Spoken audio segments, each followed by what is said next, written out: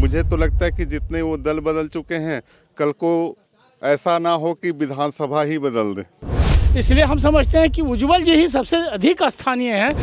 जो गरजते हैं वो बरसते नहीं हैं, और जो बरसते हैं वो कभी गरजते नहीं हैं। और पदमपुर क्या पूरा टंडवा मंडल में कमल खिलेगा और सिमरिया विधानसभा क्षेत्र में कमल खिलेगा कि हम सिमरिया के बेटा थे, बेटा हैं और बेटा रहेंगे। और ये जो अभी जो जन्मे हुए हैं JBKSS वाले, ये एक बरसाती मेढक है।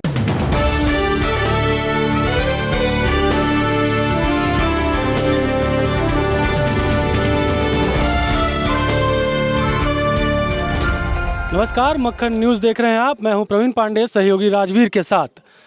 मक्खन न्यूज़ की टीम आज पदमपुर पंचायत में पहुंची है और यहां उज्जवल दास जी जो सिमरिया विधानसभा से बीजेपी के उम्मीदवार हैं, नंबर 1 क्रमांक मिला है इनका और कमल फूल छाप है, वो हमें मिल गए हैं। तो आइए इनसे बातें करते हैं।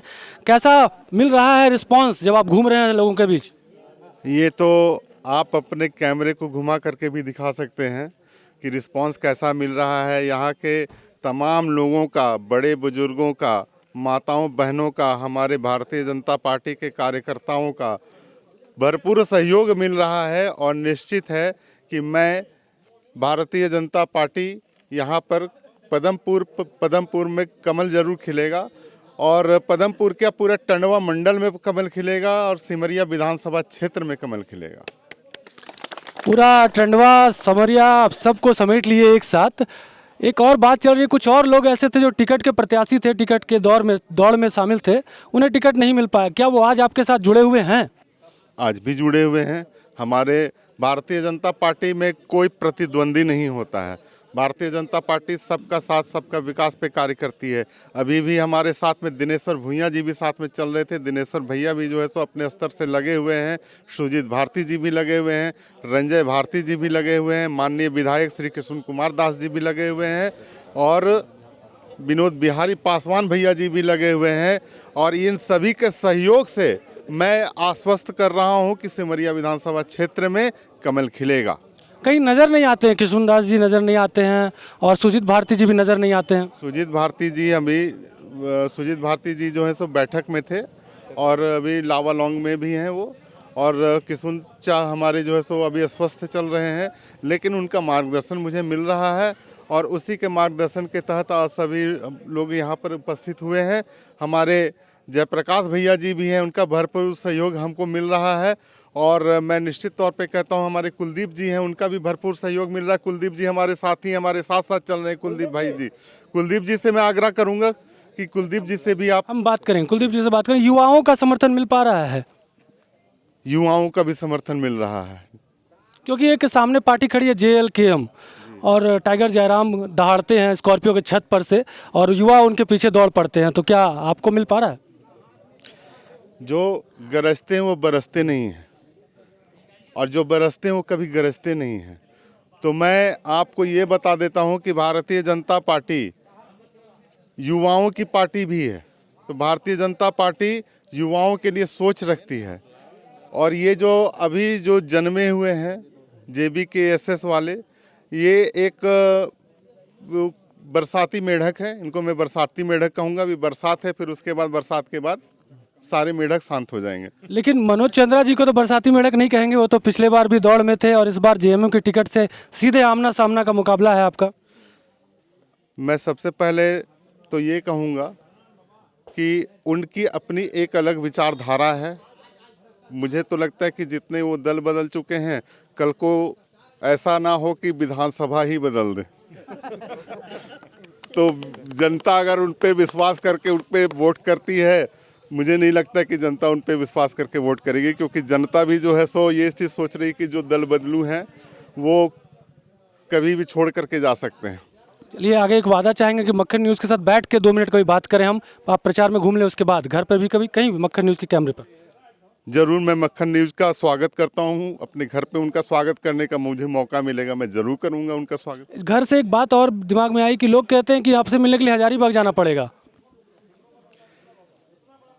मैं आज मक्खन न्यूज़ चैनल से के माध्यम से मैं ये घोषणा करता हूं कि मैं यहाँ का बेटा हूँ, बेटा था, बेटा हूँ, बेटा रहूँगा और बेटा 24 घंटा सातों दिन यहाँ पर उपस्थित रहेगा। और मैं ये भी कहना चाहूँगा कि जो लोग कह रहे हैं कि वो स्थानीय नहीं है, जिसका वोटर आईडी नहीं है, मुझसे प्रश्न करने वालों से मेरा एक प्रश्न है, ये प्रश्न कृपया कल्पना सोरेन जी से भी कर लिया जाए, ये हेमंत सोरेन जी से भी ये प्रश्न कर लें और बसंत सोरेन जी से भी ये प्रश्न कर लें। बरहेट जिनका जन्म स्थान है वो नेवरा जिनका जन्म स्थान है वो जाकर के बरहेट से चुनाव लड़ रहे हैं, गांडे से चुनाव लड़ रहे हैं। तो मुझ पर उंगली उठाने वाले कृपया उनसे भी जरा से ये प्रश्न कर लें। बहुत बहुत धन्यवाद आपका। और भारत माता की हाँ, कुलदीप जी भी आ गए हैं, आगे बातें होंगी। एक छोटा सा ब्रेक के लिए रुकते हैं, ब्रेक के बाद तुरंत वापस आते हैं। You're listening to Makhan Radio, entertainment Makhan Market. Break के बाद एक बार फिर से आप सबों का बहुत बहुत स्वागत है। तो फिलहाल एक ऐसे प्रोफेसर साहब हमारे साथ हैं, प्रोफेसर जयप्रकाश रजक जी, जो एक दौड़ में थे, अपना एक उम्मीद रखे थे कि इन्हें भी टिकट मिलना चाहिए। तो आइए इनसे बातें करते हैं। प्रकाश जी, आपको टिकट नहीं मिल पाया, तो आज आप उज्जवल जी के साथ दिखे हैं, क्या कहना चाहेंगे? पार्टी ज्वाइन करके तुरंत ही टिकट मिल जाए ऐसा कोई ज़रूरी नहीं है। हम एलिजिबिलिटी रखते थे और इसलिए पार्टी के समक्ष अपना बायोडाटा दिए थे कि अगर यदि मुझे उचित समझते हैं, लगता है कि हम प्रतिनिधित्व कर सकते हैं पार्टी का और बेहतर प्रदर्शन कर सकते हैं, तो पार्टी विश्वास नहीं जिताए तो कोई ये नहीं है। और भविष्य में हो सकता है कि पार्टी हमें कुछ और जिम्मेवारी दे और कुछ और चीज़ के लिए उपयुक्त समझे। और पार्टी का चूँकि दमन थामे हैं तो पार्टी का हर जो भी परिस्थिति होगा उसके लिए हम तैयार हैं कि जो भी हमको जिम्मेवारी दिया जाएगा, जहाँ भी ज़रूरत होगा मेरा, हम वहाँ 24 घंटा उपलब्ध रहेंगे। अभी छुट्टियाँ भी चल रही है हमारी, हम छुट्टी भी ले लिए हैं चुनाव भर, और पूरे चुनाव भर हम रहेंगे, कैंपेनिंग करेंगे। और हम चाहेंगे कि जो उद्देश्य है हमारे पार्टी का, मोदी जी का जो विज़न है वो सब तक पहुँचे और सबका साथ सबका विकास जो मोदी जी का नारा है वो सिर्फ नारा ही नहीं है, बल्कि आप देख सकते हैं जब पिछले बार जब सरकार थी यहाँ पे, रघुवर दास सरकार थी, जब बीजेपी की पिछले बार सरकार थी, याद कीजिए, यहाँ पर आप सब लोग, यहाँ पर जो लोग हैं उन लोग उपस्थित लोग से पूछिएगा कि कोई ऐसा दिन नहीं होता था कि यहाँ पर उग्रवादी संगठन के लोग नहीं आते थे, बंदूकें लोगों के घर के पास जमा रहती थी, लोग यहाँ पर बैठकें करते थे, सबके घर खाना बनता था। ये परिस्थिति यहाँ पर थी। लेकिन जैसे ही रघुवर दास जी की सरकार आई, ये परिस्थिति बदल गया और एक तरह से उग्रवाद पर जो कंट्रोल अगर कोई सरकार की तो पिछली सरकार की। पिछले सरकार में कई सारे चीज़ों को आप देखे होंगे, 181 उसमें से एक था। 181 एक ऐसा कार्यक्रम था जिससे कोई एक आम आदमी भी एक गांव में, दूर दराज के गांव में बैठा हुआ आदमी भी वह फ़ोन करके और अपनी सरकार को अवगत करा सकता था कि हमारी ये समस्या है। बिल्कुल, ये पिछले बार तो था, इस बार आपको क्या लग रहा है, कितने जी सीट लेकर आ रहे हैं आप? बिल्कुल, हमारी सरकार इस बार बन रही है। जिस तरह से रिस्पांस मिल रहा है महिलाओं का, पुरुषों का, युवाओं का जिस तरह से रुझान है, और मोदी जी सिर्फ बोलने में नहीं करने में विश्वास करते हैं, तो एक स्वच्छ और पारदर्शी सरकार लाने में जो सक्षम है वो। हमारे माइक पे अभी फिलहाल का अपना परिचय दे दें।